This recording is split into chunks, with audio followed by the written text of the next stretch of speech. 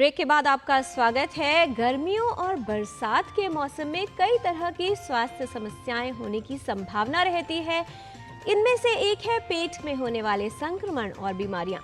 बच्चों में दस्त होना एक आम समस्या है जिसका खतरा इस मौसम में बढ़ जाता है। ऐसे में दस्त होने की स्थिति में कौन से वो लक्षण हैं जिन्हें गंभीरता का संकेत माना जाए और किस तरह से दस्त का प्रबंधन होना चाहिए और कौन से वो उपाय हैं जिन्हें अपनाकर दस्त और किसी अन्य पेट की बीमारी या संक्रमण की संभावना को कम किया जा सकता है। आइए जान लेते हैं इस रिपोर्ट के माध्यम से।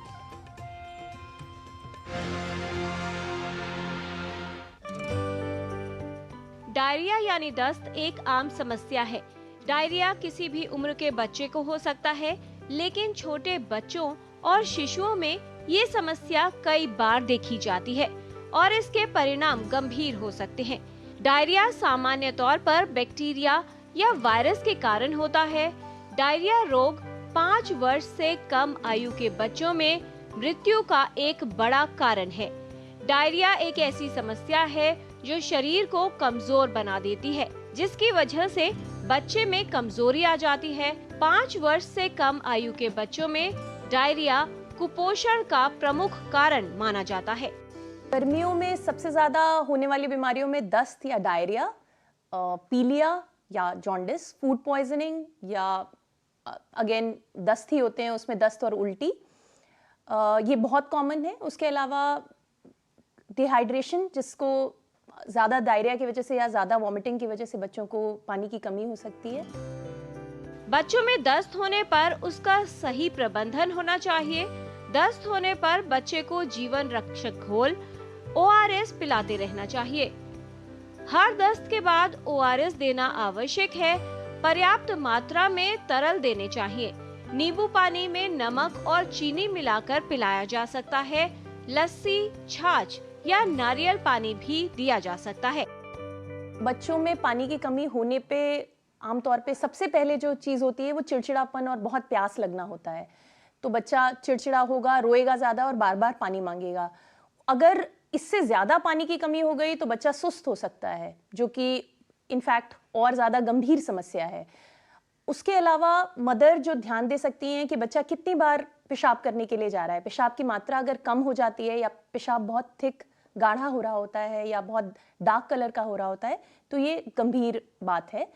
उसके अलावा अगर दस्त हो रही है उस दौरान हमको ये देखना होता है कि स्टूल वॉल्यूम या दस्त में नुकसान कितना हो रहा है और भरपाई भी पानी की उसी मात्रा में करनी होती है। भरपाई के लिए जो आइडियल सॉल्यूशन होता है वो ORS होता है, या जीवन रक्षक घोल भी जिसे हम जानते हैं। तो ORS जनरली अगर बच्चे को दस्त जब से शुरू हुई है तब से अगर मदर उसका रिप्लेसमेंट शुरू कर देते हैं तो बच्चे को डायरिया या डिहाइड्रेशन होने नहीं पाते। बच्चे में दस्त होने पर गंभीर लक्षणों को लेकर सतर्क रहना आवश्यक है, क्योंकि कुछ मामलों में दस्त और इसकी वजह से निर्जलीकरण के कारण इमरजेंसी यानी आपातकालीन स्थिति उत्पन्न हो सकती है। दस्त का यदि सही प्रबंधन न किया जाए तो ये निर्जलीकरण का कारण बन सकता है। इसका इलाज न होने पर बच्चे के जीवन को खतरा उत्पन्न हो सकता है। निर्जलीकरण विशेष रूप से कमजोर प्रतिरोधक क्षमता वाले बच्चों के लिए गंभीर स्थिति उत्पन्न कर सकता है। वायरस के कारण होने वाले दस्त में एंटीबायोटिक दवाएं उपयोगी नहीं होती।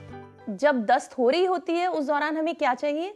ज्यादा पानी, ज्यादा ORS, फ्रीक्वेंट फीडिंग। अगर छोटा बच्चा है तो उसको बार बार खाने के लिए भी देना है, क्योंकि उसको सोल्यूट्स और पानी दोनों का नुकसान हो रहा है। तो ये दो तीन चीजें हैं जो ध्यान रखनी है।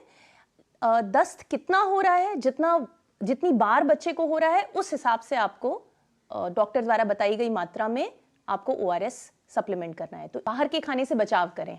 तो जितनी इन्फेक्शन के चांसेस होते हैं वो आप कम कर सकते हैं। घर में बना हुआ खाना हो, फ्रेशली कुक्ड हो, तुरंत बना हुआ खाना तुरंत कंज्यूम कर लिया जाए। रखा हुआ खाना आमतौर पे अगर रूम टेम्परेचर पे बहुत देर रखा रह गया तो वो खराब हो सकता है। और बाहर जाते वक्त आपके पास सफिशिएंट मात्रा में पानी होना चाहिए। और इनफैक्ट अगर आपको बाहर काम करना है या ये आशंका है कि पसीना बहुत ज़्यादा आएगा तो ORS या नींबू पानी बनाया हुआ आपके पास होना चाहिए। हालांकि छाछ भी एक ऑल्टरनेटिव है, वो भी आप रख सकते हैं। डायरिया के अधिकांश मामलों में ये कुछ ही दिनों में ठीक हो जाते हैं। दस्त होने पर आवश्यक है कि बच्चे का आहार बंद न किया जाए।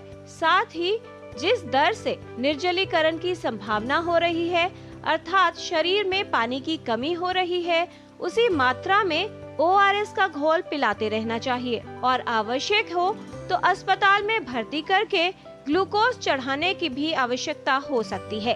गंभीरता बढ़ने पर तुरंत विशेषज्ञ से परामर्श लेना आवश्यक है। यदि बच्चे को बार बार डायरिया या दस्त हो रहे हैं तो ये बच्चे में कुपोषण का कारण बन सकता है, जिसकी वजह से बच्चे का शारीरिक विकास और स्वास्थ्य प्रभावित होता है। इसलिए आवश्यक है कि डायरिया से बचाव किया जाए। स्वच्छता का पालन करना और सावधानी बनाए रखना ऐसे प्रभावशाली विकल्प हैं जिससे डायरिया से बचाव किया जा सकता है। किरण भारद्वाज, DD न्यूज़।